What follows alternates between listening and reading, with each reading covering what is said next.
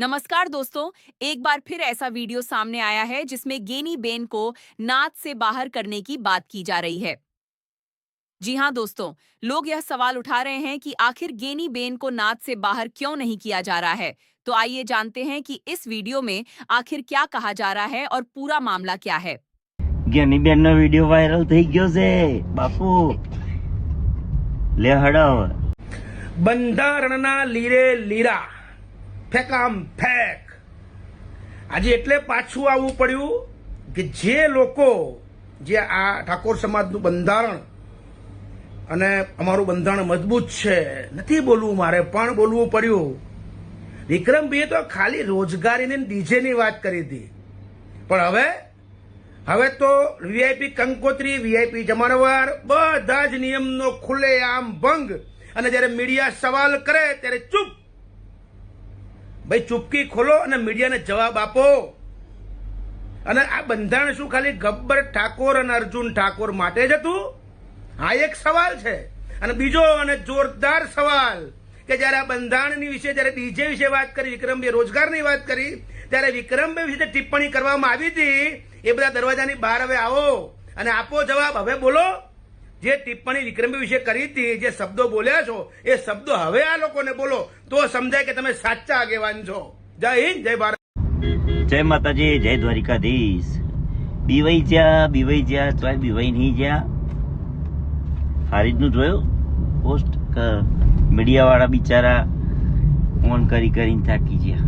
તો જે આગેવાનો ઊંઘી ગયા ગોદરી વટીને. જો કોક કરો હળો ફટાફટ. હો નાત બાર મૂકતા આવડે તો પછી કોક તો કરો. હવે બીજાને જે મૂકવાના એને મૂકો ને.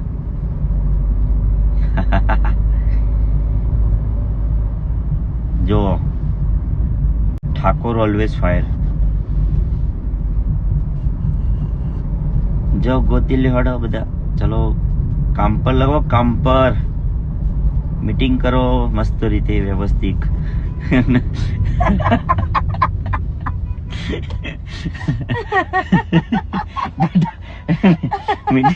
મીટિંગ કરો વ્યવસ્થિત. અરે બધા આગેવાનો જે ચમચાઓ હતા બધા અમુક એ લોકો કોક કરો એટલે થોડું જ્ઞાન લાવો.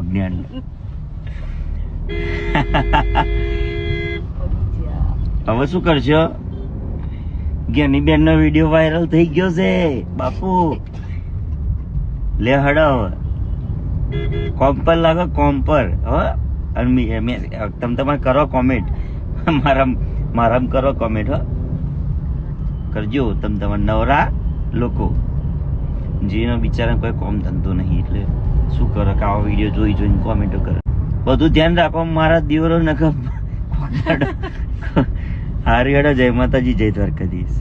મિત્રો, આ એક વિડીયો જોઈને ખૂબ દુઃખ થયું કે સમાજની અંદર જમણવારમાં પણ હવે લોકો મતભેદ રાખવા માંડ્યા. આ આગેવાનો આ સમાજ કઈ પ્રગતિના પંથે ચાલશે?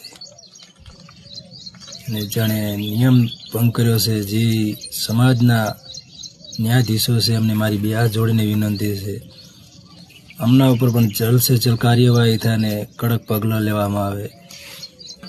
જય માતાજી. મિત્રો, કીધું હતું ને કે લાગશે વાર પણ આવશે મજા. તો ભાઈ જોઈ લીધું ને કે ભાઈ જે ગવર્નમેન્ટ ઉપર બધા આગેવાનો મળીને કરી રહ્યા હતા અને હવે એમના પર આવ્યું તો ભાઈ લોકોના ફોન ઉપાડવાનું પણ એમને બંધ કરી નાખ્યું.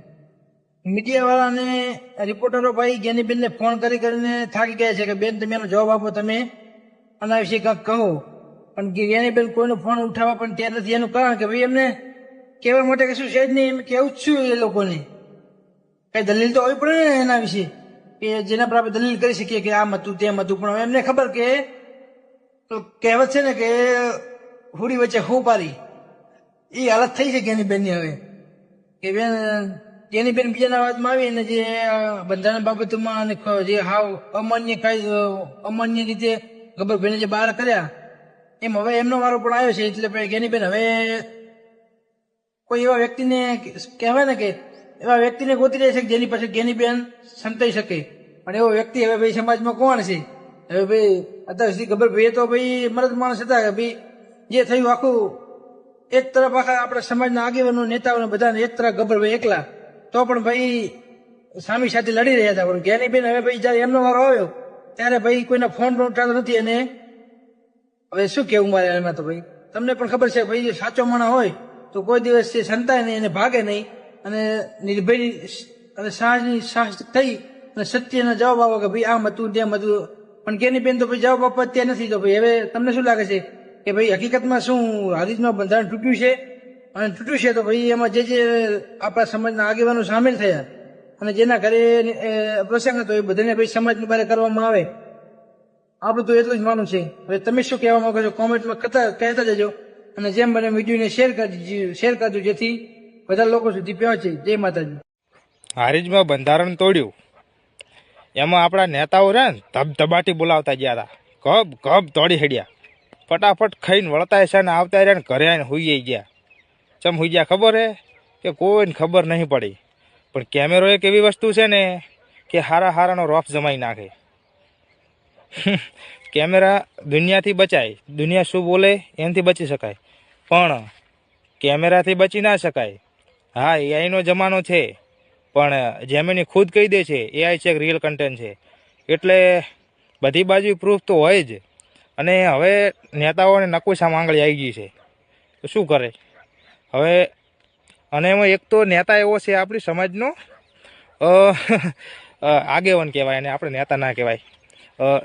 ગમે તે જો નાના લોકોએ જો આવું કરી નાખ્યું હોત ને તો ગબ દોડી હેડ્યો હોત, પૂછવી ના હોત ને, મિટિંગ કરી નાખી હોત અને તરત જ એક્શન લઈ લો હોત.